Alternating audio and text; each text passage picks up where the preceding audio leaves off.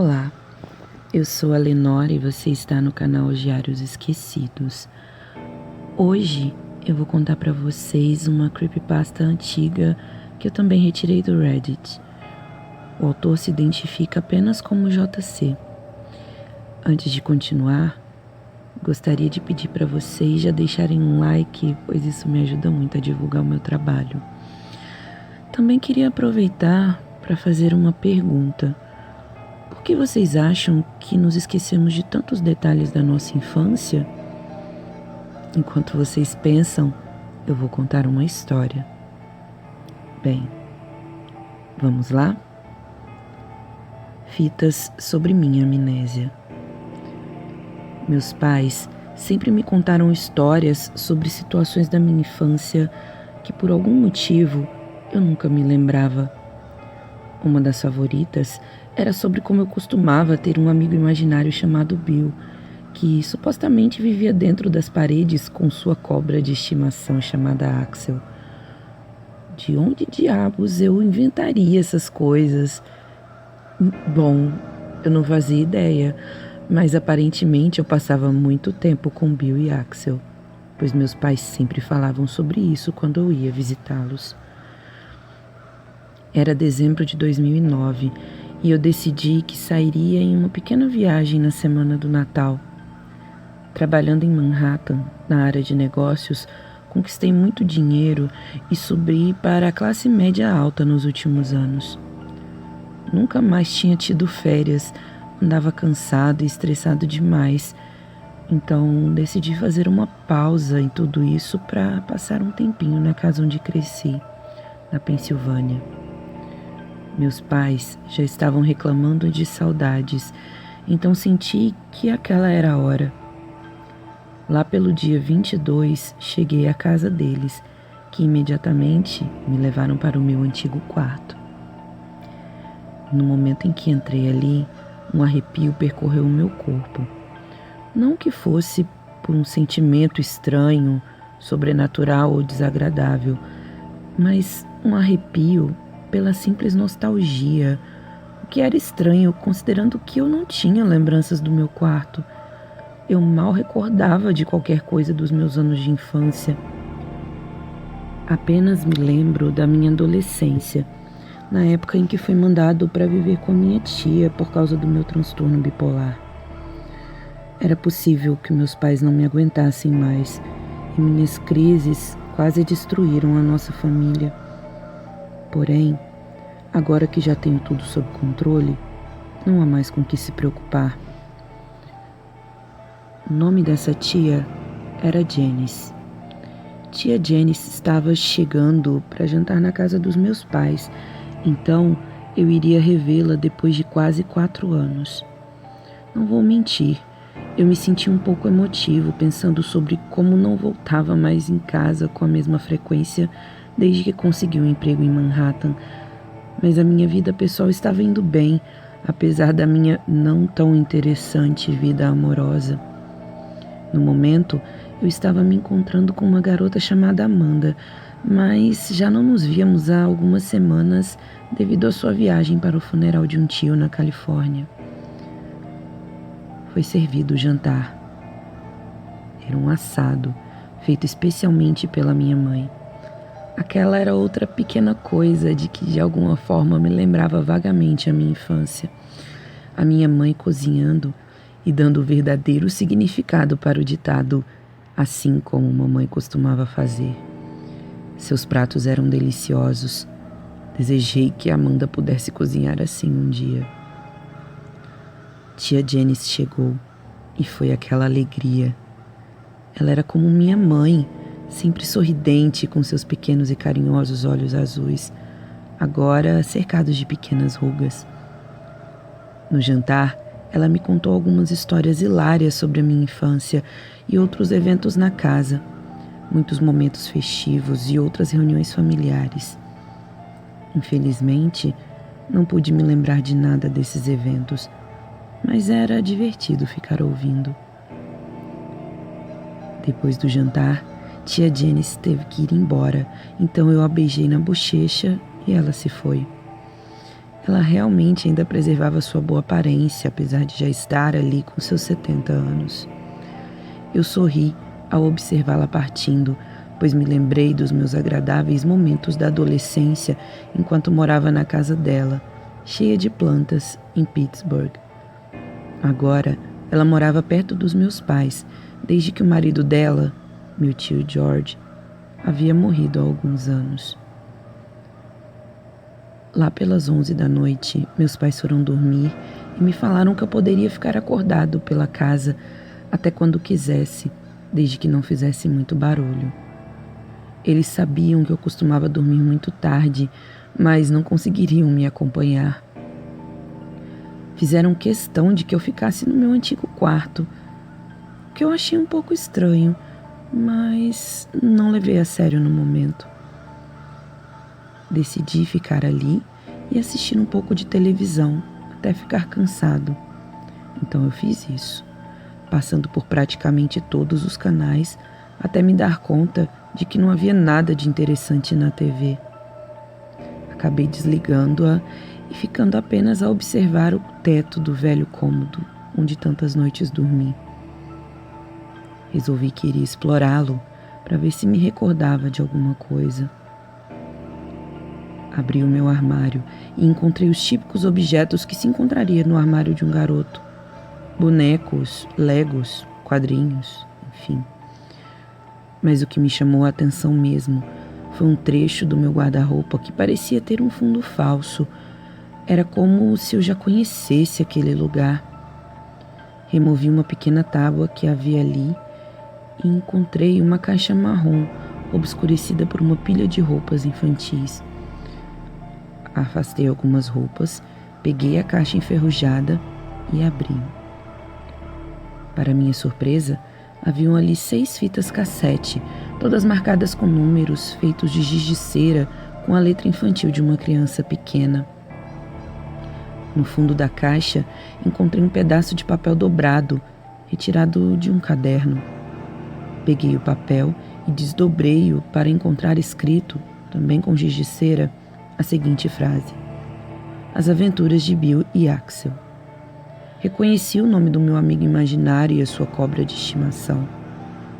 Achei aquilo muito interessante e pode ser até que me ajudaria a lembrar de algumas coisas da minha infância se as fitas ainda funcionassem. Com sorte, havia um videocassete na antiga TV do meu quarto. Vasculhando a caixa, peguei uma fita intitulada Número 1 e a pus no videocassete.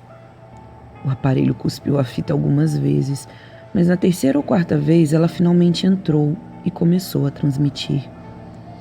Eu estava com o coração acelerado, mas não sabia bem porquê. Por fim, a fita começou. No começo, havia apenas uma estática por uns 30 segundos, até que finalmente apareceu um garotinho, uma versão muito jovem de mim, no meio do mesmo quarto onde eu estava agora. O quarto estava exatamente igual, obra dos caprichos de minha mãe. Eu, o garotinho, estava sentado no meio do quarto, com minha cabeça apoiada em uma das minhas mãos, de costas para a câmera e encarando a parede, enquanto murmurava coisas incompreensíveis. Pensei que eu estivesse brincando de esconde-esconde ou algo assim. Então, não havia estranhado muito aquele comportamento.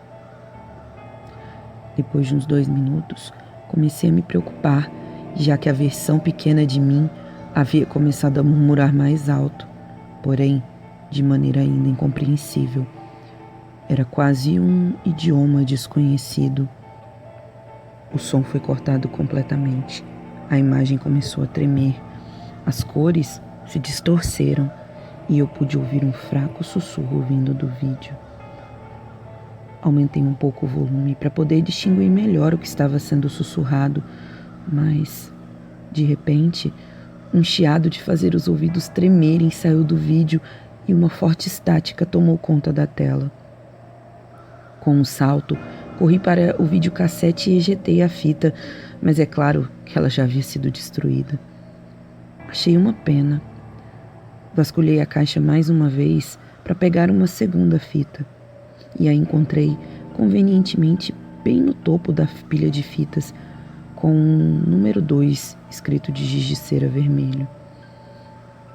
Essa fita começou como a primeira. Quando finalmente surgiu a imagem, não havia som. Parecia uma continuação da primeira, mas agora a versão mais jovem de mim encarava a câmera e a minha cabeça não estava mais apoiada em uma das minhas mãos. Meus olhos possuíam profundas olheiras ao seu redor e eu parecia extremamente exausto e assustado.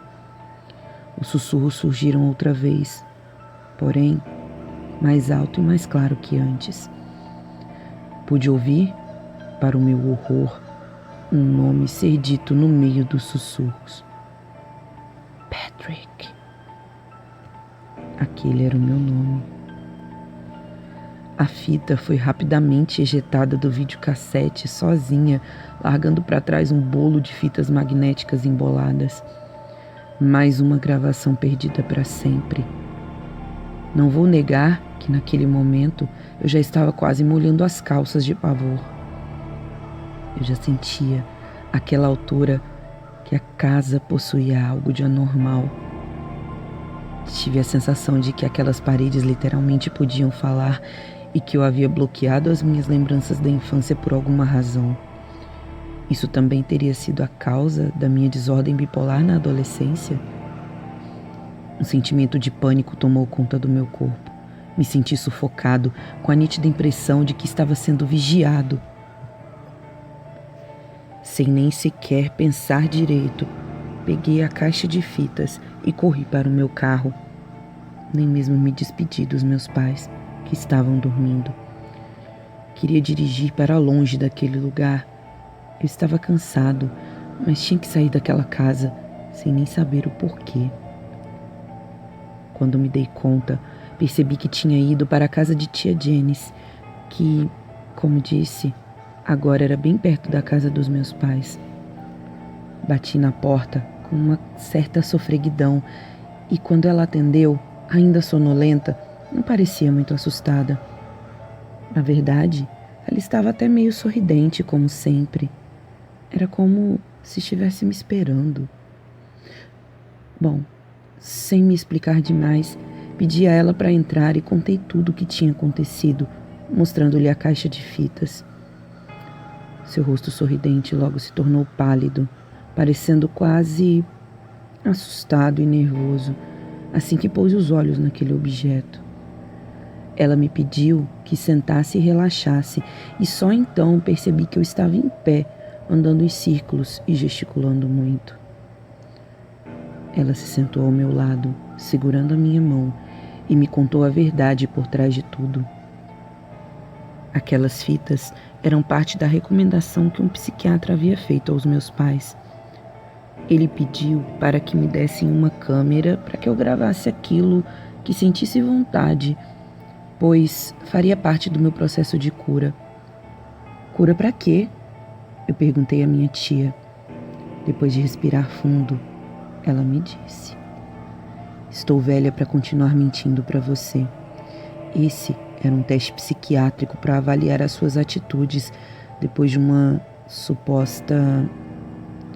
Como eu posso dizer? Depois de uma suposta possessão demoníaca que ocorreu em sua infância. Eu arregalei os olhos. Parecia que estavam me contando o roteiro de um filme. Mas ela continuou. Um exorcismo foi efetuado, meu querido, e você quase morreu. Todo o processo durou 7 dias, durante os quais você ficou amarrado naquela mesma cama do seu quarto, sem comer ou dormir direito. Quando a entidade deixou seu corpo, você acabou sofrendo amnésia, e foi por esse motivo que te mandaram ir morar comigo. A casa poderia trazer lembranças ruins que talvez fossem um gatilho para sua doença. Eu não conseguia acreditar. Então, eu não era bipolar coisa nenhuma.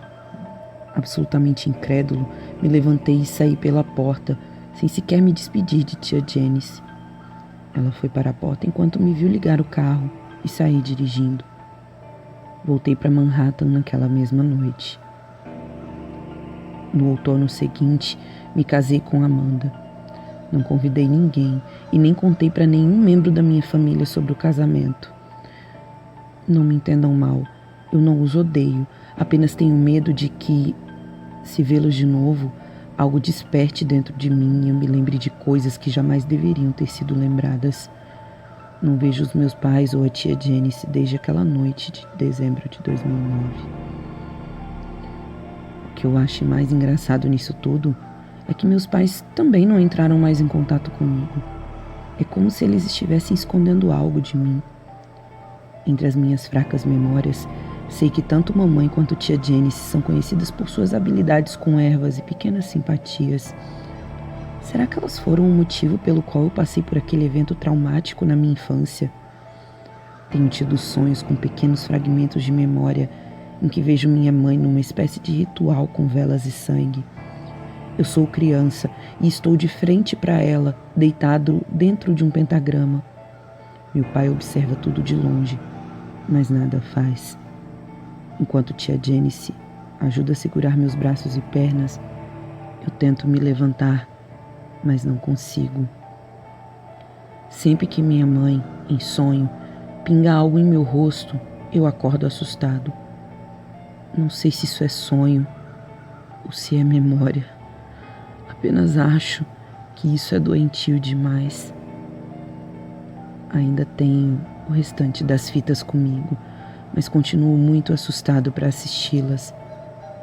Tudo o que sei é que ainda ouço, de vez em quando, sussurros que chamam pelo meu nome. Eles vêm da parede do meu quarto. Fim. Bom, eu espero que vocês tenham gostado.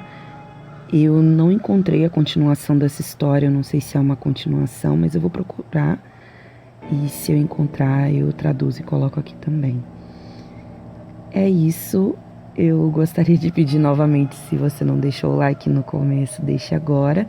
Faça um comentário. Me ajudem a sair do flop. E muito obrigada. Tchau, tchau.